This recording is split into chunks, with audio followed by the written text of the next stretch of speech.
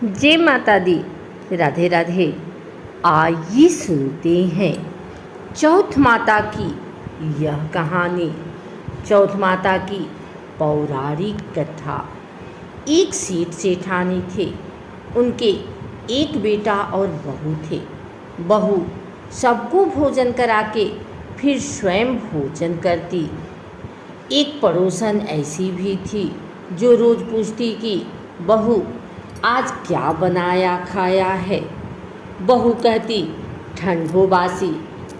एक दिन उसके पति ने ऐसा सुनकर विचार किया कि आज तो पकवान बनाए जाएं, फिर देखें कि मेरी पत्नी क्या कहती है।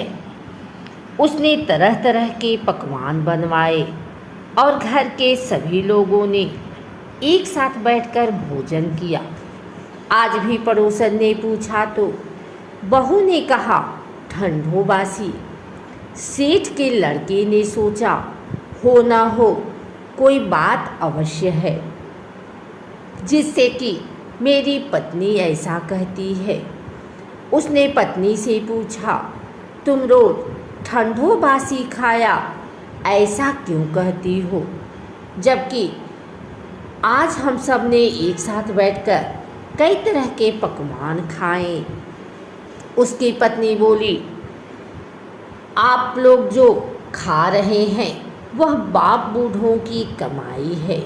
जिस दिन आप कमा कर लाओगे उस दिन मैं समझूंगी कि ताज़ा भोजन कर रहे हैं। अब एक दिन लड़की ने माँ से कहा मैं एक बड़े शहर में कमाई करने जा रहा हूँ। माँ बोली बेटा अपने पास इतना धन है कि खाया नहीं खुटेगा।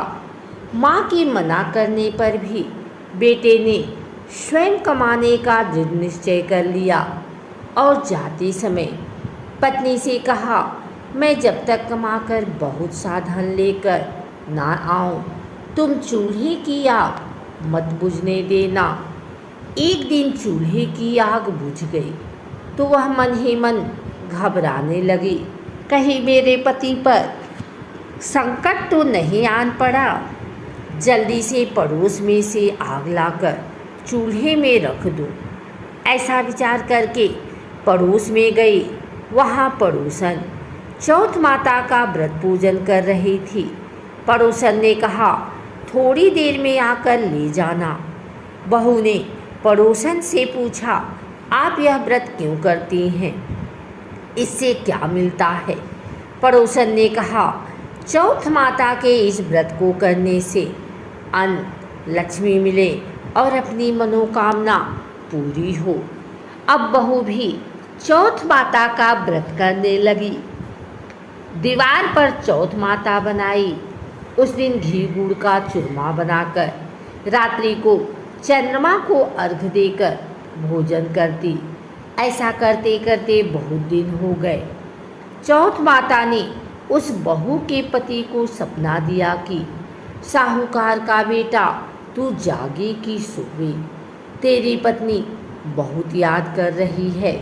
घर जाकर उसकी चिंता मिटा। तू दुकान खोलकर कंकु केसर का पगलिया बना के बैठ जा। आज तेरा हिसाब किताब चुकता हो जाएगा। अब तो चौथ माता ने जैसा कहा था वैसा ही हुआ। उसने घर जाने की तैयारी की और गाड़ी भर के धन दौलत लेकर चल दिया।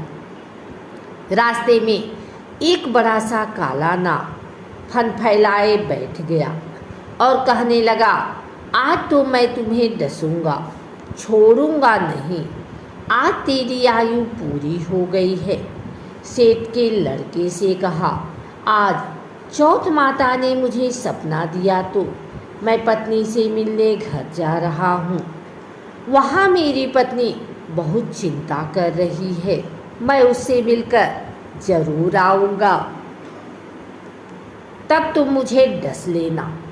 नाग ने कहा तुम शपथ पूर्वक कहकर जाओ तो मैं तुम्हें जाने दूंगा, परंतु लौटकर नहीं आए तो तुम्हारे घर आकर मैं तुम्हें डस लूँगा। इस प्रकार सर्प को वचन देकर वह अपने घर पहुंचा। वहाँ सभी से हंसी खुशी से मिला और भोजन करने के बाद उदास होकर बैठ गया। उसकी पत्नी ने उदास होने का कारण पूछा तो पति ने काले नाग वाली बात बताते हुए कहा, यदि मैं उसके पास नहीं जाऊंगा तो वह घर आकर ही मुझे डस लेगा। पत्नी बहुत चतुर थी।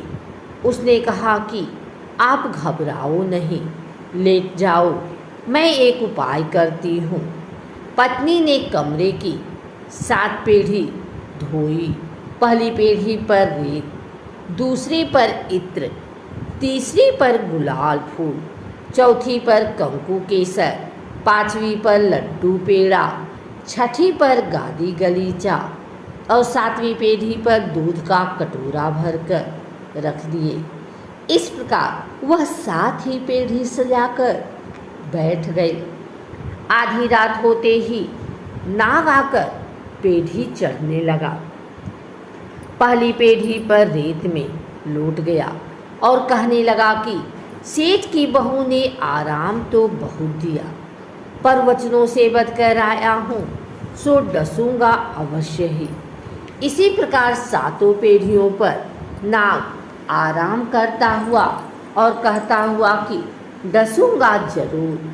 कमरे में जाने ही वाला था कि चौथ माता ने विचार किया कि मैं इसे नहीं बचाऊंगी तो संसार में धर्म कर्म और व्रत पूजन को कौन मानेगा। अब तो गणेश जी, चंद्रमा जी और चौथ माता ने उसे बचाने का विचार किया। चंद्रमा जी ने उजाला किया, चौथ माता ढाल बनी और गणेश जी ने तलवार लेकर नाग को मार दिया और ढाल से ढक दिया। अब बहू भी थकी हारी सो गई।